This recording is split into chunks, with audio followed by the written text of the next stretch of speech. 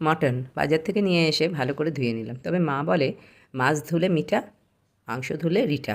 তার জন্য খুব একটা বেশিক্ষণ ধরে ধুলাম না, মোটামুটি পরিষ্কার করে নিয়ে তার মধ্যে গোলমরিচ আর পাতিলেবু ভালো করে মিশিয়ে দিলাম সামান্য পরিমাণে ধনে।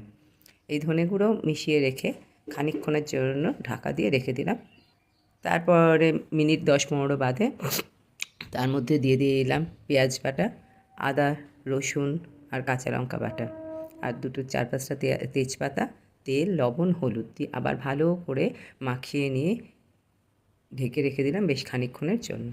তারপরে তেল গরম করে তাতে আলুগুলো ভেজে নিয়ে তেজপাতা, কাঁচা লঙ্কা, গোটা গরম মশলা ফোড়ন দিয়ে দিলাম। তার মধ্যে এবারে পেঁয়াজ কুচিগুলোকে ভালো করে ভেজে নিয়ে তাতে আদা রসুন আর কাঁচা লঙ্কার পেস্ট দিয়ে ভালো করে নাড়িয়ে চাড়িয়ে কষিয়ে নিয়ে তাতে দিয়ে দিলাম মেখে রাখা মাংসগুলো। খানিকক্ষণ ঢেকে রাখতে দেখা গেল সামান্য পরিমাণ জল বেরিয়ে এসছে।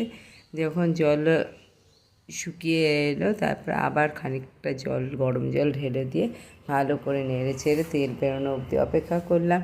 তারপরে ওতে গরম মশলা মিশিয়ে পুরো জিনিসটাকে এবং আলুটা প্রেশার কুকারে দিয়ে 3-4টে সিটি দিয়ে নামিয়ে দিলাম। ব্যাস তৈরি হয়ে গেল বেশ সুন্দর মটন।